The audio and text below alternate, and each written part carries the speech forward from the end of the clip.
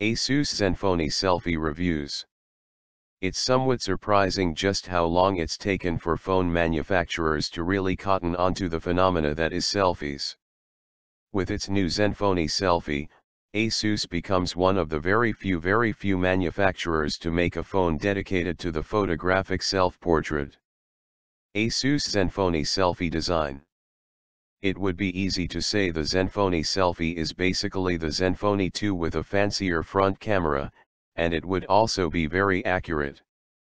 The two phones look essentially identical with their 5.5-inch screens, swirled metal bezel, curved plastic back and rear mounted buttons.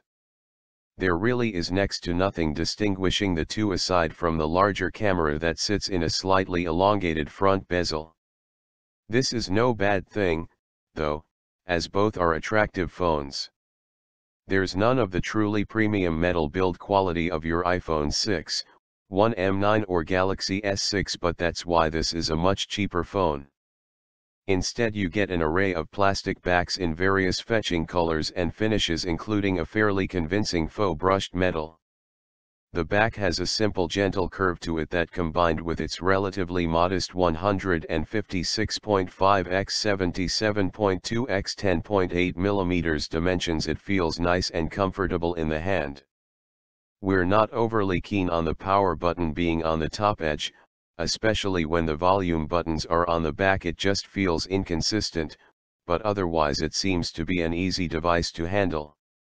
Like Samsung, Asus is sticking with touch buttons, rather than on-screen buttons, which makes for a bigger bezel but not so much so that it bothered us. All told, it's a nice handset that feels about right considering its likely mid-range price. Asus Zenfone Selfie features. Inside the Zenfone Selfie is a Qualcomm MSM8939 Snapdragon 615 with 2/3 GB of RAM, 16/32 GB storage and a microSD slot. There's no waterproofing, fingerprint reader or anything too newfangled here. Just solid mid-range specs. The screen is an LCD panel with a 1080p resolution. That may not sound all that impressive in this day and age, but it's a perfect bright, colorful panel with excellent viewing angles and, from what we could tell, deep blacks. It's of course topped by Gorilla Glass. One trick it has up its sleeve is that it is dual SIM. It will also run Android 5.0 Lollipop, and there's an optional selfie swing case that incorporates a metal arm that folds out to either act as a stand for hands-free selfies or as an extension to your arm for further away selfies. It'll also be easier to grip, though you will of course need to use a timer mode to activate it. Asus Zenfone Selfie Cameras. The main feature of this phone, though, is its cameras. Front and back both employ 13MP sensors, and each is accompanied by a dual-tone flash for more natural-looking colors. The rear camera is f2.0 while the front one is slightly less speedy at f2.2, making neither of them particularly fast lenses by modern phone standards. The rear camera also includes laser-assisted autofocusing. Trying the cameras out, the rear one did indeed appear to have a nippy autofocus, and results from shots with and without the flash were pretty decent. It's far too early to say just how good they are, but it definitely coped pretty well considering the fairly challenging lighting conditions.